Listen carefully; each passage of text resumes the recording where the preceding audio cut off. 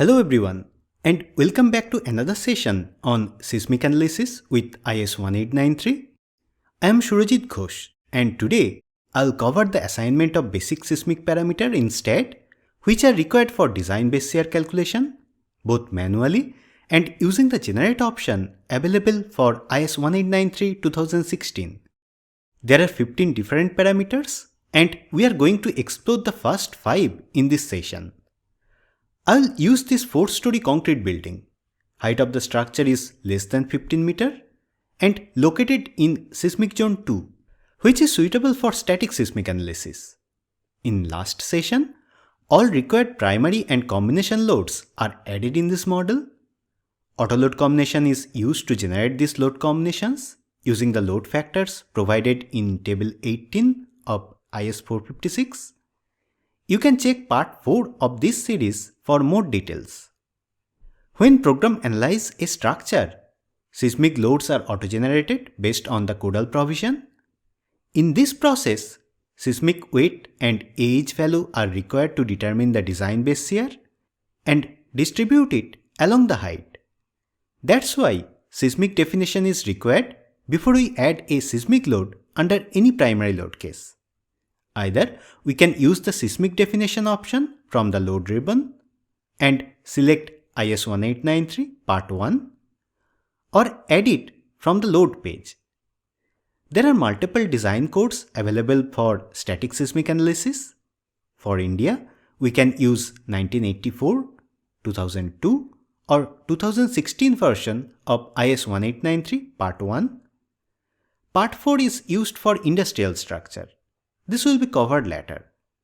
In this series, IS1893 Part 1 2016 will be used. All these parameters are code specific. For Indian code, we need to define few parameters based on which AH value is calculated.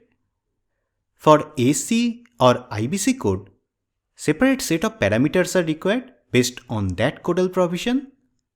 By the way, all these parameters are not required for each model, and several of these are case specific.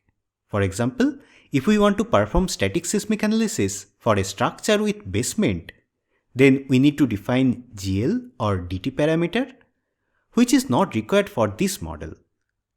Before assignment of any parameter, we need to assess the condition of the structure, and based on that, define only those parameters which are relevant. I always recommend not to define any unnecessary parameter as it might affect the analysis result. There are few parameters which are not case specific and required for all types of structure. As per clause 6.4.2, to calculate the AH value, zone factor, importance and response reduction factor is required, and for SA/G calculation, soil class, time period and damping value is required. First 6 parameters are used to define these basic inputs, and if any of this is not defined, then a warning will be reported. Only exception is the type of structure. For this parameter, there is no default value, and if it is not defined properly, then analysis will be terminated with an error. Structure type is very important for the calculation of time period of the structure. It will be covered in the next video. For rest of these basic parameters, we can define the value directly in this table, which is a better approach if the values are known. For this model, seismic zone is 2, for which zone factor is 0.1. It's an ordinary moment resisting frame, hence response reduction factor is 3. Number of resident is less than 200, so we can assume it as a simple building structure with importance factor 1. Soil type of the project site is medium, which can be selected from the drop-down as class 2. We have already discussed in part 3 how design spectra depend on different soil class. There are 3 separate curves for different soil type. Based on the soil site factor, proper curve or equations will be used for SA/G calculation. For this structure, we are considering 5% damping, which we can specify as 0.05, this value must be defined as a number, not as a percentage. If the damping ratio is greater than 1, then program will assume more than 100% damping, which is an incorrect input. In such case, 5% damping will be used for analysis and a warning will be reported in the output file. For any other damping ratio, SA/G is reduced using a reduction factor. This will be covered later. It is very easy when we know these values, but if we don't know any of this value, then we need to manually check the relevant clause or table from IS1893. It is a time-consuming task, and to minimize this effort, an additional option is provided by which we can generate all these values based on the generic term. This generate option is not available for any other design code except IS1893 Part 1. In this window, all inputs are provided as a drop-down with a generic name, and based on the selected input, value of the parameter is automatically generated. For example, if we don't know the seismic zone of the structure, we can select the city from the drop-down. For this case, it is Nagpur. And program internally finds out the zone factor from IS1893. If the seismic zone information is available, we can select it and provide correct zone information.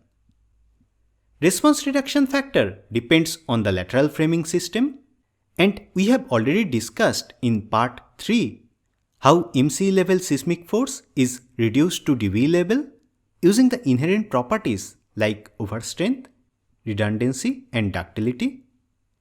It is very important to select the reduction factor properly based on the lateral framing system, else incorrect force will be considered for member design.